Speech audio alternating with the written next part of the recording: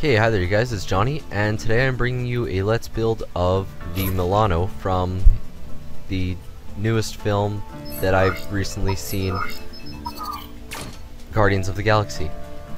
Now, you may notice up in the top right that I have an insane amount of skill points there and cash. Well, that's because I did have to use a scumbaggy way of doing this build, because of course I do have to pay for all the blocks that I put into the ship. So I had to cheat a little bit, which I'm not proud of, but you know, I think that to bring something good to the community, it was worth it. And of course, if the developers ever had an actual issue with it, I would in fact remove this video and cease and desist that act. I don't really play in-game too often, I just like to build and play around with things anyways, so I figured why the hell not and bring something interesting to the community. Now, you may notice that the ship is pretty much nearing completion here. Unfortunately, I did have footage of the early stages of the build when I was just working on the frame of the ship, but I accidentally deleted that when trying to sort out some memory issues because I had too much stuff on my disk, and I accidentally deleted that file. But I'm not going to worry about that and just get straight into this. I do show the ship around and show all its angles and bits, and this sort of goes through my troubleshooting phase of getting the ship to fly right. Here you can just see me just sort of quickly dotting everything on. This part of the video I sped up, and a few other parts I sped up just for time's sake, to try and keep this video under, or at least as close to 20 minutes as possible. Now I'm just trying to get the ship's sort of angles right and proper, try to match up some of the ways that it looks in the actual film. Obviously I had to take a few creative liberties in order to make sure that it would be a viable ship to use within the game if you were to so choose to try and emulate my process here, and by all means emulate it and try and make it better. But yeah, you can see some of like the wing designs I played with there, and those are the early stages that I sort of played around with, and you'll see those in test flight as well as the finished product. Here I am just sort of going around the ship just to show off, you know, its various sides, different ways that I put it together to try and get the angles right, because it is a very curved and angular ship, obviously something that working with these blocks doesn't quite allow me to do, so it did stay fairly flat on top instead. But I'm just gonna let you guys sort of watch from here, and I'll kick back in when I get to a point where I sort of need to comment on what I was thinking here, or what the thought process was.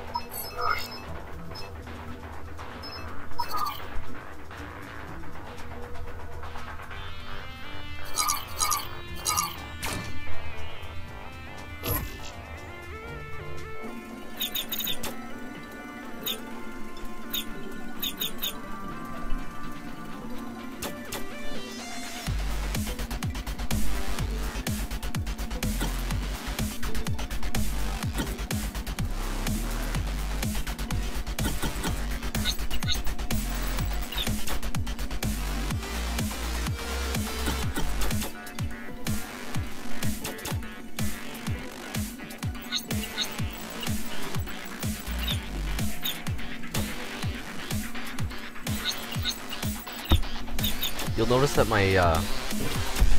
my color scheme is incredibly off here. At this point in the build, I was just more focused on getting, you know, the general shape right. So obviously, there's a creative liberty that you can take into making sure that everything is as accurate as you want it to be. But I was just sort of playing around there, where I went back and forth on the nose just to make sure that I sort of had everything right. Now I'm just sort of, I'd already run a few test flights, and I'm just trying to make sure that I have enough thrust on there that'll actually be able to get off the ground, because earlier I found that it was incredibly heavy, so I ended up removing quite a bit from the nose.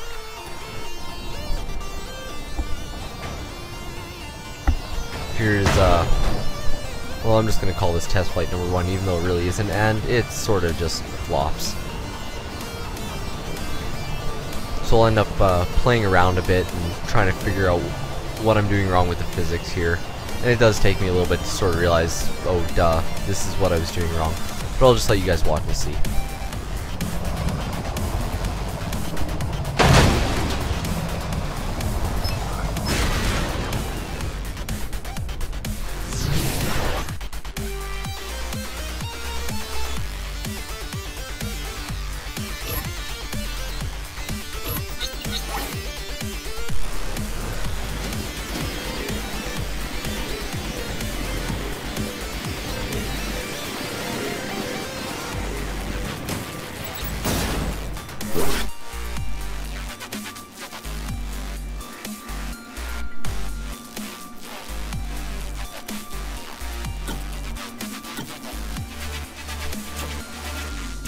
So yeah, originally I sort of thought that having those rotors would help pull me up a little bit, but I forgot that, you know, they're meant to be used as a hover device, not an actual flying device.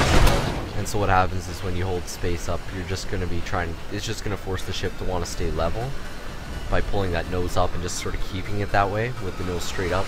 And that's just works. So I ended up doing those. And you'll have noticed those large thrusters I have on the inside as well. I was hoping to use that to sort of get the nose up earlier on, so that you can gain lift as quick as possible, but that didn't quite work out, so later on I also end up removing those.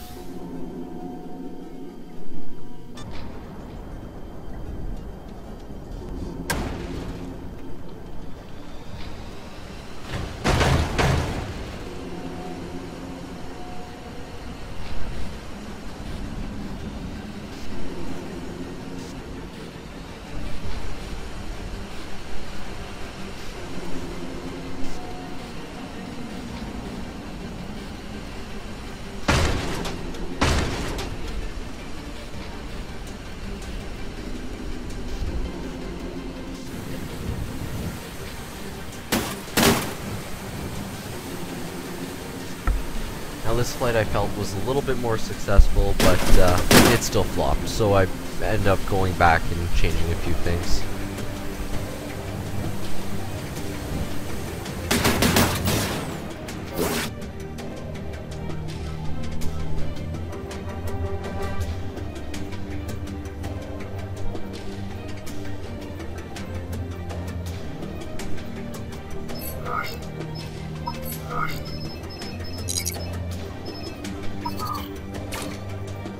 Yeah, here I just sort of play around with this idea of maybe some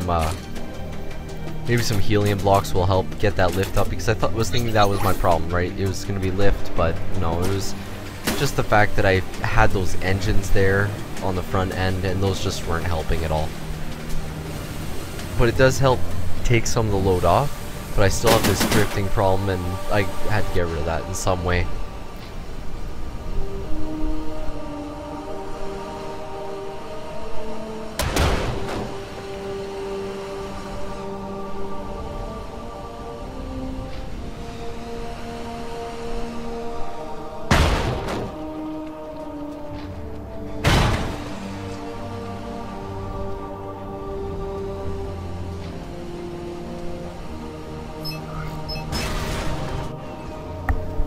When trying to play around with these new kinds of designs with robots, it's just a lot of trial and error in the system, and figuring out what works best for you, what controls are going to work best for you, and what kind of ship you're good with.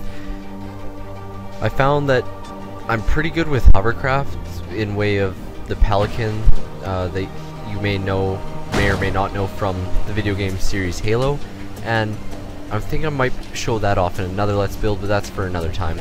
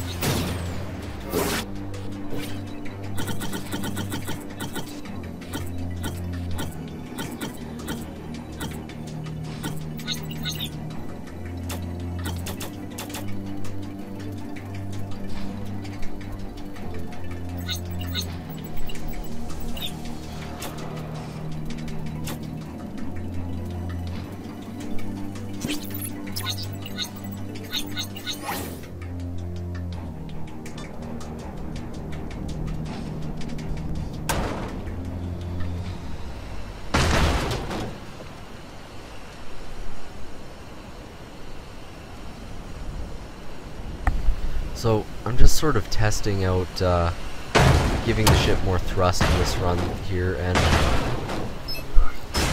sort of around this point of the build I stopped thinking more about trying to keep the ship as looking accurate as possible, as to also making it a viable craft for in-game as well.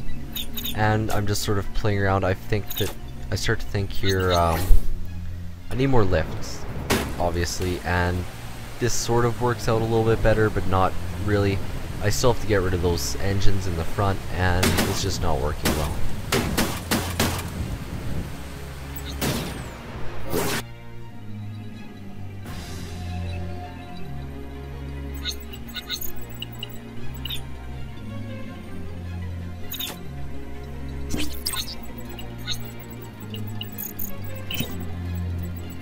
I figure I might as well discuss a little bit more about why I had to cheat in order to do this build. As you can see, it is incredibly large. It does take up the full size of my hangar, so I ended up needing all 1,511 T-flops in order to complete this build, and so I did have to go and cheat a little bit to get my level up so that I could actually afford it, as well as to have the cash to afford all the blocks needed.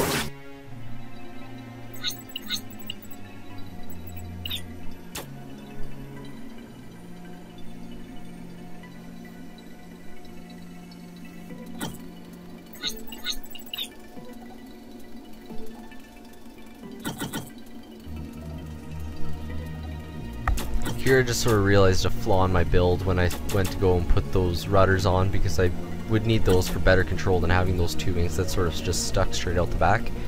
And so I just sort of straightened that up on the wing.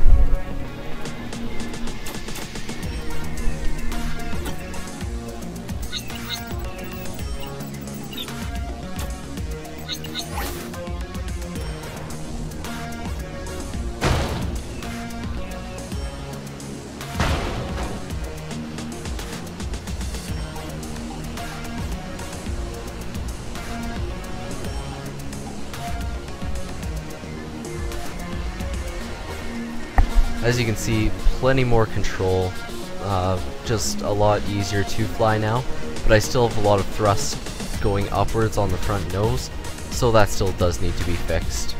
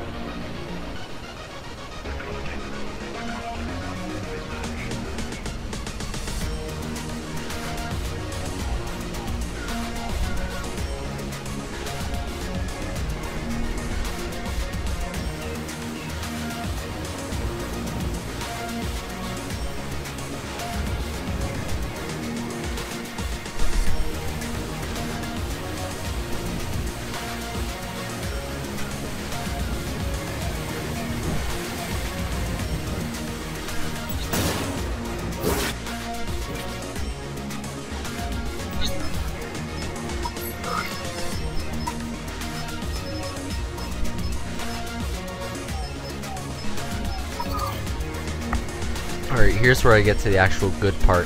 Of course we want to see the ship actually being viable for combat, so I start to see just how many guns I can fit on now that I've sort of corrected all the little issues. It flies fairly well. Now I'm just going to sort of play around and see where guns fit on board the ship and just how many I can fit on with what little space I have left.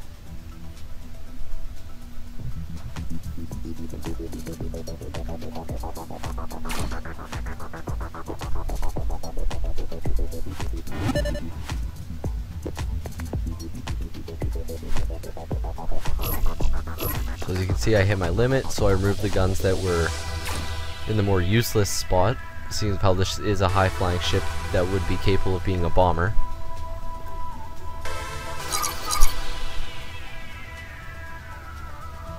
Or at least that's how I chose to use it. You could very easily put your SMGs on there and use it for taking out those annoying sniper platforms. I choose to put one gun on top just because you do need a little bit of defense. And here I go to take it into combat. Or at least practice combat.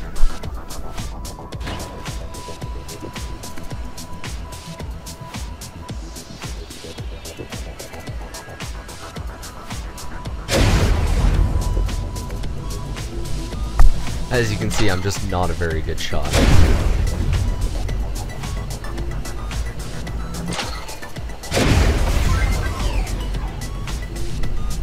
But it is a viable weapon.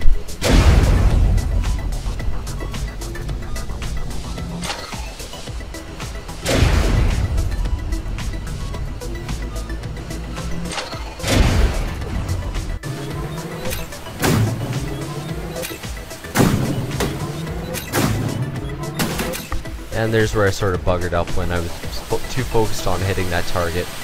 And I sort of hit myself, and now I'm just trying to write it over again. That's another problem. You get knocked out of the sky.